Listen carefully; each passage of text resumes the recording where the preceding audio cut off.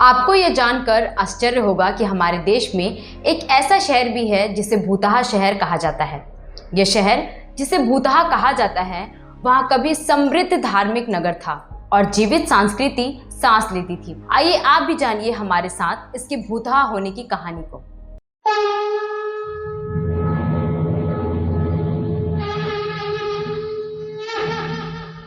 वहाँ के लोग बताते हैं कि वहाँ जो खंडर नजर आते हैं वो कभी एक बड़ा अच्छा आबाद नगर था।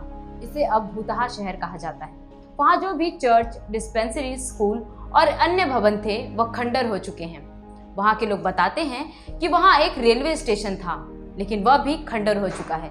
इस क्षेत्र में आज कुछ मछुआरे रहते हैं जो समुद्र से मछली पकड़कर उनसे अपनी आजीविका चलाते हैं। कुछ मछुआरे रामेश्वरम से सुबह आते हैं और शाम होते होते वापस लौट जाते हैं। जहाँ जहाँ नजर जाती है वहाँ समुद्र ही नजर आता है। बताते हैं कि अंग्रेजों के समय धनुषकोटी बड़ा नगर था और रामेश्वरम एक छोटा सा गांव था।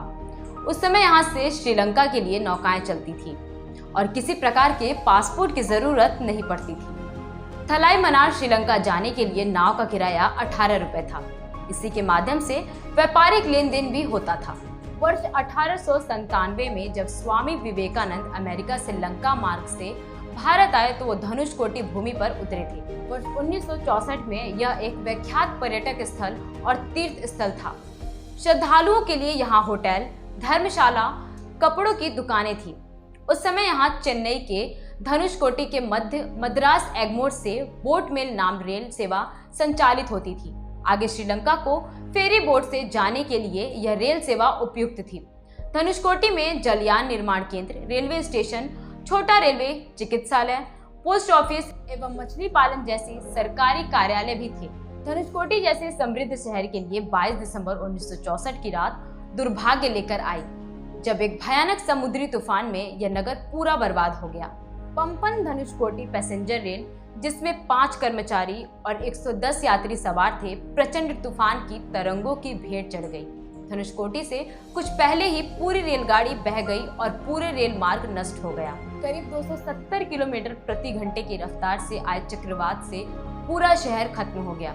यह चक्रवात आगे रामेश्वरम तक गया। उस समय भी 8 फुट ऊंची तरंगे थी। इस परिक्षेत्र के करीब 100 से अधिक व्यक्ति काल के गाल में समा गए।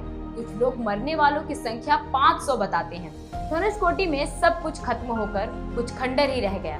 केवल एक व्यक्ति जिसका नाम कालियामन था वह बच गया, जिसने समुद्र में तैरकर अपने प्राण बचाए।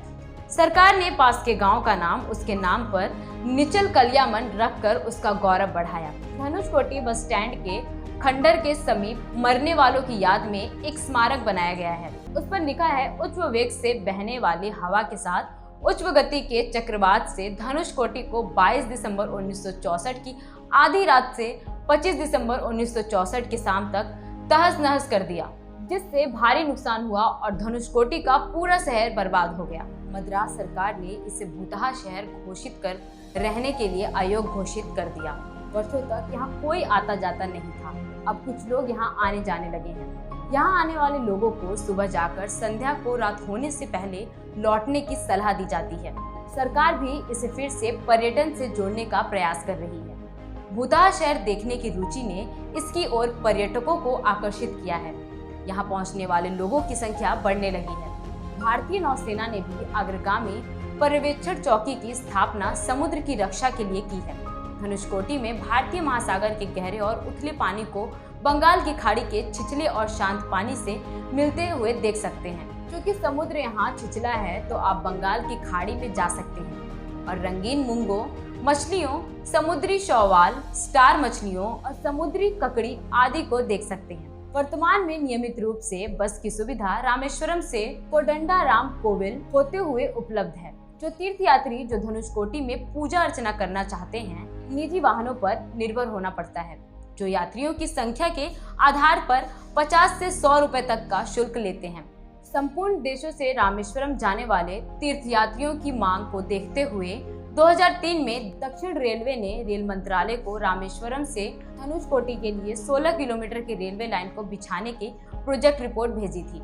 रामायण कालीन धनुषकोटि का धार्मिक एवं पौराणिक महत्व है। आसपास अनेक स्थल भगवान राम से संबंधित प्रसंगों के दर्शनीय हैं। राम ने विभीषण को यहाँ शरण दी थी तथा लंका विजय के बाद विभीषण के अनुरोध पर राम ने धनुष तोड़ने का अनुरोध मानकर धनुष का एक सिरा तोड़ दिया। तभी से इसका नाम धनुषकोटि पड़ गया। यह स्थान रामेश्वरम से करीब 19 किलोमीटर दूर है। श्रीलंका समुद्र द्वारा यहाँ से 18 किलोमीटर दूर बताई जाती है। पौराणिक संदर्भ, इतिहास, प्रकृति में रुचि रखने वालों को यह स्थान अवश्य देखना चाहिए। तो दोस्तों, ये वीडियो कैसा लगा जरूर बताएं। अगले वीडियो में मैं फिर धर्म और आस्था से संबंधित कोई नई कहानी या नई जानकारी लेके हाजिर हो जाऊंगी। तब तक के लिए नमस्कार।